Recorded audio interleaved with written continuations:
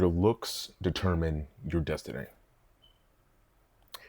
That's the idea at the core of the Looksmaxxing movement. Do not watch this video if you're soft. Do not watch this video if you're low IQ. Do not watch this video if you're looking for easy answers. What is Looksmaxxing? That's the question that we're going to be answering first. But before I hop into that, the core thesis of this video is that the rise of Looksmaxxing is problematic. The rise of Looksmaxxing, I think, is indicative of some larger trends that we're seeing going on in our society as Americans and arguably the West at large. And a lot of these trends are very concerning to me, and I have a lot to say about this topic in particular for today. So let's just go ahead and hop into it. What is Looksmaxxing? Looksmaxxing is essentially anything that you do particularly to increase your physical attractiveness. That can be getting on skincare, going to the gym, building muscle, losing fat, improving your dress sense, better grooming, etc. Right?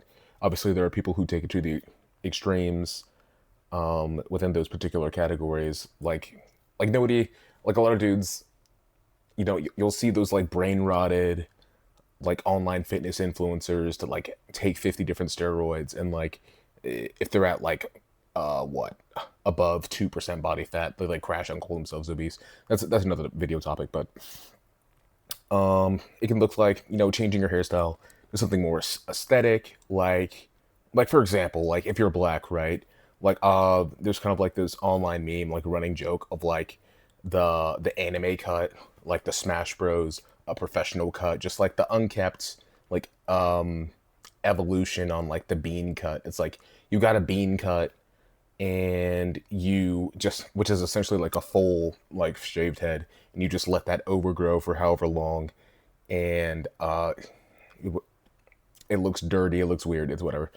And let's say you change that to something cool as fuck, like waves or something, or you can become like a nonchalant draghead like me. But anyways, there's like, again, like this heightened brain rotted version of Looksmaxxing, overtaking certain sites of the internet, and it's primarily driven by young men. That like women have been been like the primary consumers of like looks related products and like looks related media, but like um that's another topic. But like I'd say, especially when you look at the recent spike of engagement with Looksmaxxing influencers, particularly the Degen King, that the Peter Thiel's adult toy, Clavicular, who I think is one of the main driving forces behind this. Like I'd say a lot of people they have like personal issues with Clavicular. I view Clavicular as largely a consequence of this system.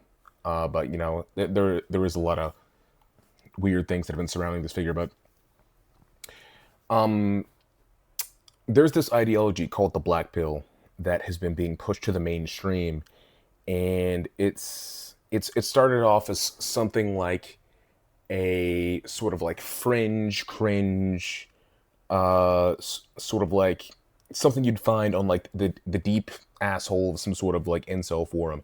And recently, it's sort of popped off into this large scale online movement. So much so that it's being covered in mainstream media. It's being parodied by SNL. It's overtaking For You pages. Like all my friends that are in my age group, they know what the black pill is. They're talking about the black pill, and that could just be like a reference point thing. But um, but obviously, black pill ideology rising, becoming more relevant, is real. But what is the black pill? The black pill is sort of like the foundational ideology of Looksmaxxing. Looksmaxxing is the response to the black pill proposition, in the sense that the black pill proposes that looks determine your destiny. Meaning, depending on how physically attractive people perceive you to be, such will determine how nicely you're treated, your dating options, how much respect you receive, um, other certain mechanisms involved in certain social dynamics, job opportunities, etc. Like there's plenty like black pill explanatory videos you can find online, but um, in the black pill, people tend to rate each other on this like 1 to 10 scale for both men and women, where you see a lot of these brain rot terms. You'll hear clavicular say them a lot, like Chad, normie, etc., which I think is like an 8 out of 10 or above, and then normie, it's like the fives and the sixes, and then like sub five, which are like the chopped individuals, like the fat balding like acne ridden, like chuds or whatever. But so basically, Looksmaxxers believe that the higher up on the hierarchy that they are, the better quality of life they will have, and uh, that's true to an extent. But again, I think that they overestimate the extent to which that this actually matters. But why is it that people actually believe this? Why do people believe in the Looksmaxxing proposition? I'm gonna approach this from two frames of reference: the personal philosophy of the Looksmaxxer, and then the macro level social pressures and conditions creating the circumstances under which the Looksmaxxing proposition exists. So, on the personal level, in case you don't know, I'm primarily talking about male Looksmaxxers. Women are a different subject. The average Looksmaxxer is generally a young Gen Z male in their teens to early 20s, and they may be having seriously unsuccessful with women for whatever reason. They could be socially isolated, neurodivergent, a multitude of reasons. And every person naturally wants to be involved in a romantic and or a sexual relationship of some sort. Like this is a very natural human thing. I know you'll see a lot of this nonsense online about, no, just focus on yourself, bro. Or even on the female side, like a lot. Like I recently came across this like online trend called like decentering men or whatever. I'm not exactly sure what that's about, but but it does sound like it's in the same vein as like this radical individualism is like a cope with a lot of issues that people are having when it comes to dating the opposite sex, and that usually comes from some sort of like some sort of like social maldevelopments, and it's like a fundamental misunderstanding of interactions with the opposite sex. But anyways, so when a person is unsuccessful in acquiring relationships, acquiring that which they desire in that area, they naturally become emotionally erratic, depressed. A lot of people become angry. That's where you see like femcel rage, incel rage, etc. And many people, especially men, are looking for answers. Like men, I've noticed, are more inclined towards systematization, right? Where men, they tend to like gravitate towards like well-defined systems, like well-defined explanatory systems, well-defined systems within which they're able to act and attain a certain result, more so than women. That's just something that I've noticed. And like humans in general tend to gravitate towards frameworks through which to interpret the world, simplistic explanations for complex suffering. That's where you see a lot of these ideologies cropping up in response to certain things. But anyways, in the West, especially in America, we're programmed by the media to an extent to believe that the only things that really matter when it comes to mate selection are vibes, good personality, these very immaterial altruistic things that are sort of attainable for everyone more so than just like being naturally born with good looks or something like that. And I'd say this is true if you ignore absolutely everything else involved with the mate selection process. The reality of the fact is that we there it's not just personality and vibes. I don't think anybody really believes that at this point. The reality of the fact is that you have to take under account like geographical location, just like the obvious things, and then you also have to take under account like like career compatibility, scheduling, etc. A lot of these complex factors that are involved with the mate selection process that's kind of just glossed over by the media, but that's a whole other thing. But the thing is that obviously looks matter. Looks matter, obviously. The problem is two fundamental things. One, black pillars tend to they tend to overstate the extent to which that looks do matter, and number two, this like the rise of black pill ideology and people sort of adopting this very fatalistic, um, almost sort of eugenicist, nihilistic point of view in many cases. It, it it's indicative of a sort of rot, in my opinion, a sort of misfunction, not misfunction, malfunction.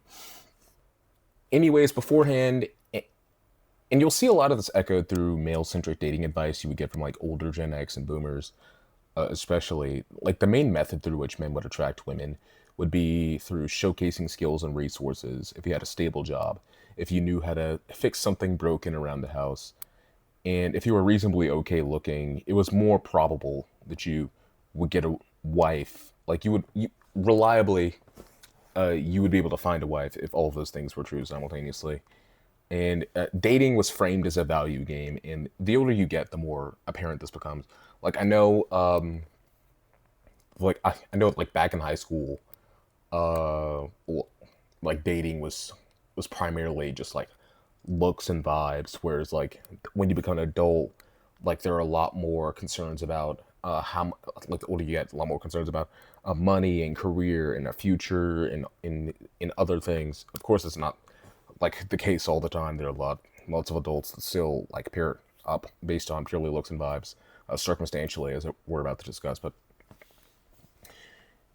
the problem comes in where the job market is screwed. According to an academic paper, the average job applications before landing a job, statistically speaking, was like 100 in 1995, and now it's like 250.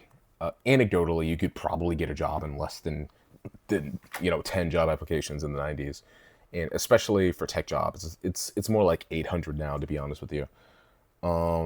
And we aren't even talking about the fact that young women have been significantly outperforming men in academics for years now. That's just the reality of the fact. Like the past, like what 10, the past like 10 years, especially, it's been becoming very apparent, like the extent to which that young women are succeeding in academics versus men, and it's very well discussed at this point. Like post second and third wave feminism, where there were still residual things to contend with. While there are still residual things to contend with, women statistically are more educated than men. They have more total agency over who they get to marry and no longer have to rely on men in really any way to provide for them monetarily whatsoever. They just don't have to. Because like the systems of oppression are no longer in place in that way. So the things that women ideally want out of men tend to be the same. Like generally speaking, women still want a man who makes equal or lesser, not equal or lesser, equal or more money than they do. Same goes for education. Women tend to want men who are as educated or more educated than they are. And interestingly enough, though, like college educated women actually have the highest initiated divorces of any group. Like they literally initiate 90% of them. Blew my mind. Like if you don't account for college education, just like women alone initiate like 70% of the divorces. This is like another video. But here's where the meat and potatoes is. For many reasons, marriage is no longer taken seriously as it once was as an institution because it's not as foundationally necessary on the individual level as it once was. Like before, like marriage was just what you did.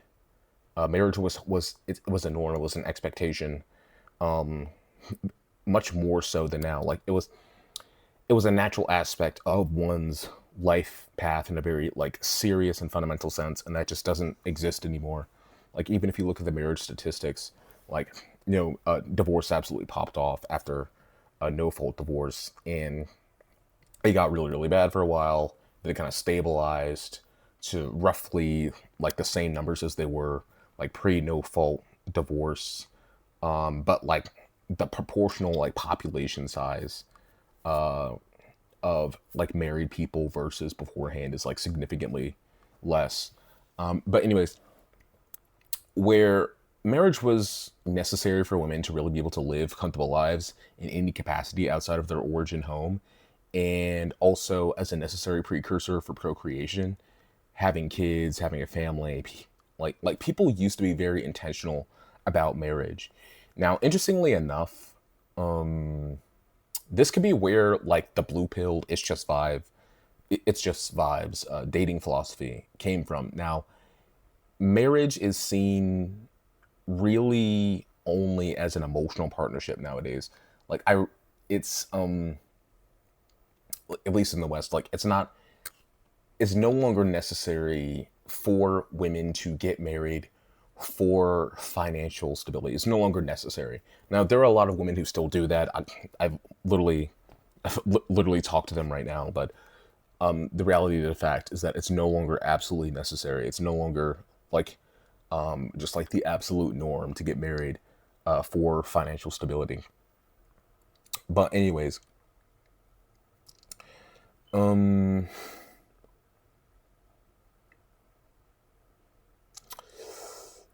the It's Just Vibes dating philosophy. It's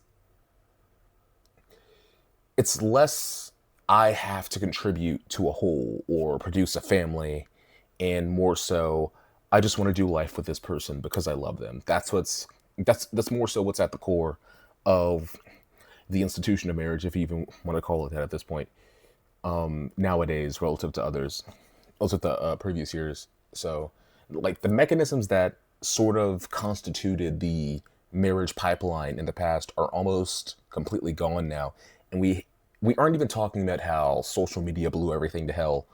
We'll get to that, but objectively speaking, when money isn't as valued as it was previously, when education isn't as valued as it was previously, when skills aren't as valued as it was previously, as like these like marketing tools, if you will, for men to sort of market themselves towards women as viable mates, the only things that are left are looks and personality. Like, it, if your personality sucks for whatever reason, what did I say earlier? Like, many looksmaxers are socially isolated, neurodivergent, off kilter, and not even just that, but a lot of people who were still kids during the pandemic had their socialization destroyed, maybe irreparably. That's Gen Z. That's like older Gen Alpha. And I don't hear, and strangely enough, I don't hear it nearly discussed enough as a contributing factor to a lot of like antisocial behavior that we see going on among the young generations today, not even just among young men. And now, like when you take those things under account, like what exactly is left if the sort of like structural like institutional marketing tools are decaying, or are no longer as marketable as they once were for a man to attract a woman. And now your vibes are off, your personality sucks, maybe you have social anxiety, etc. Like the only thing that's left naturally is looks. And so a lot of these socially anxious, socially maldeveloped, like isolated, neurodivergent men, they flock to these online movements because because they don't necessarily have the other facilities in place to be able to viably attract a woman. And like you'll see a lot of these looksmaxers online who complain about how terrible women are. Like they don't even look bad. Like I see people who look like like twice as bad as they are, like considerably worse than they are, walking around with like decent looking chicks on their arm. Yet this like very normal, even sometimes even like slightly good looking guy will be online talking about, oh, women are this, women are that. I don't have any women. Looks maxing, bro. And it's just so ridiculous. Like I know there's this one guy who I've kind of been listening to his videos as like sort of like in preparation for making this video here, where like he's a very, I won't mention his name, but he's a very regular looking guy. He just has hours and hours of content talking about how terrible his dating life is, how terrible life is in general for men, and he's a black pillar, he's a looks max or whatever. And when I hear this guy talk about the way that he operates in his life, it's like he it, he just has severe social anxiety. He's very off kilter. He's very weird. He just makes a lot of strange mistakes. And he like really he just shoots himself in the foot. There's really like really it is just his personality that prevents him from acquiring a woman. But just to get back on topic, all that's left is looks for those men, and that's why they gravitate towards the black pill. So like structurally speaking, it was always going to come to this, realistically. And like society wide, it if we moved away from these more structural things as being like marketing tools, for men to utilize to attract women as like incentives for women to pair up with men romantically, the reality of the fact is that it was always going to come down to looks and personality. The less necessary it became for women to date men specifically for stability, specifically for their skills, specifically for their education. Like it was always going to come to this. It just naturally follows. And the reality of the fact is that social media like sort of accelerated this. Like it globalized the attention economy. It did. And it cooks people's attention spans. It hyper exposes us to 20-year-olds with 50 cars from because they did like drop shipping or something, and then like 30-year-old basketball players DMing your high school sweetheart, offering to fly her out to like wherever. And the looks maxing and just looks maxing, it's incentivized by the algorithm inherently. It's just when you think about this like intricately at the macro level, it's like it's when you take social media, when you take these other societal structures and you view them in context, like where else were things supposed to go? And like I don't hear that nearly talked about enough, but the reality of the fact is that the looks maxing movement is mostly composed of socially displaced young men who have decided that looks are the primary determinant of their mating value. And is this true? Probably not. But it's another thing that people don't talk about enough. It's true enough to the extent that in a span of like 6 years, it went from like what I called earlier, like the fringe cringe thought bubble, to being parodied on SNL, reported on in the news, and taking over For You pages. Like it doesn't necessarily have to be fully true. It doesn't necessarily have to be 100% true. It just has to be true enough to where it resonates with people to the extent that they believe it, and they believe it enough to defend it. And in many cases, that like they make like viable arguments to keep it a stack with you. But now we're here to the main point of this video. Why is this a problem? Number one, birth rates are declining. We have the lowest birth rates ever in American history.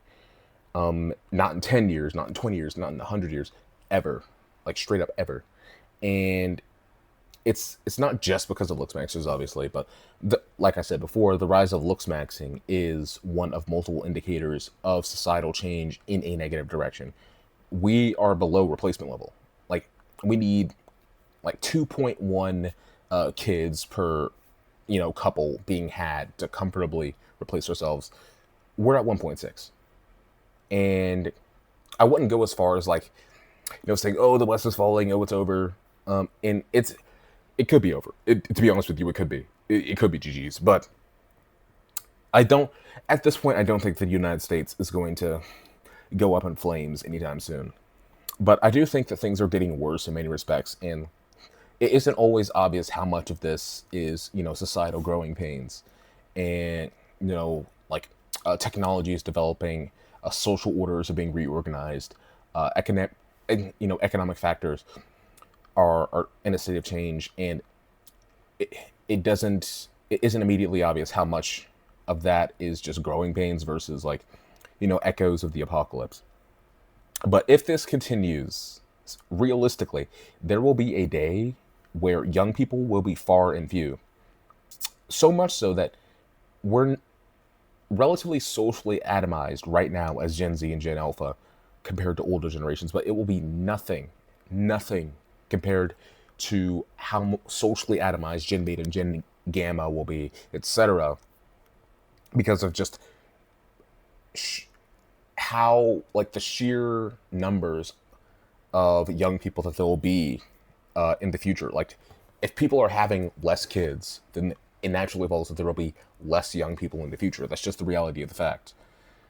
Like, there'll be a time where you'll go to parks and where you'll see, like, I don't know, 10, 20 kids playing. Like, there will be a time in the future, if this doesn't slow down, if there even are still parks in the future. That does sound kind of doomsday-ish, but you'll go up to these parks, but like one, two, five at most kids playing there. Like, this is a serious problem. Like, I don't think it's like the birth rates are like an entirely different video topic to discuss. But number two, looksmaxxing ideology facilitates shallow competition among young men, and by extension destroys brotherhood, which is a whole other subject. But there's too much to talk about. Like, there's too much talk about mogging. Oh, I mog you, bro. Oh, I mog you to death, bro. Cut it out. Like, seriously, cut it out. It's ridiculous. It's masculine performance game slop. It doesn't help anything because it's a degeneration from the society building that men used to do, that men used to orient towards, to a vapid consumerist, hedonistic, and individualistic life philosophy. We cannot use toilet paper to build a foundation for a kingdom. Number three, it exacerbates male singlehood. Many looksmaxers are socially displaced. It naturally follows that they're undesirable to the women that they're looking for that reason, based on what we previously established. If you look at a lot of these looksmaxxing influencers, they have mid-tier, odd girlfriends, like a far cry from the quality of woman that they claim to attract. And it's because they're weird. Like, the looksmaxxing ideology it's unattractive online brain rot. Nobody wants to be called a mid-tier normie. Nobody wants to be called nobody wants to be talking about, oh, I just mogged you, bro. Nobody wants to talk about that. Nobody wants to be called a foid or whatever, or any of these other like weird brain rot terms. Young male singlehood is rough right now, guys. It's rough. 60% of men under 30 are single. It's increasingly being viewed as a mental health issue rather than a personal choice. And it's nearly twice that of young women. And if you look at if you look at the surveys of like single young men versus single young women within their respective age groups, if you ask single young men whether or not they're satisfied with being single versus single young women, the men will tell you that they're less satisfied with being single than young women, interestingly enough. Now, please, guys, embodying this ideology does not help things. They are not attacking you for going to the gym, doing skincare, dressing better, etc. I do all of those things myself. I love the gym. I have like a 7-step skincare routine. I've been improving my dress sense for like the better part of a year now. And I understand the line between healthy expression and online brain rot. And they are attacking you for your unhealthy weirdness. Like, they're attacking you for the brain rot in particular, like the bone smashing and the misogyny. That's what they're attacking you for. That's what the detractors are attacking you for primarily. Now, there are like weirdos that are like, oh, you should be fat and whatever. But the reality of the fact, I don't think the average person who like attacks these like adherents of Looksmaxxing are attacking you specifically for improving your looks. That's just ridiculous. Now, I'm an analytical guy. The pandemic screwed me. It's like I understand these issues on a personal and logical level. And I'd say at this point in time, I have no idea how to fix this problem or even really exactly where it's taking us. But if you'll bear with me, we'll talk about it. We need to do better as a society. Well, talk to you guys later. Thank you for watching. If you made it to the end, this video is a lot more unpolished than something that I would normally do. It's still a format that I'm developing. So if you guys will bear with me here, that'd be great. I'll see you on the next episode.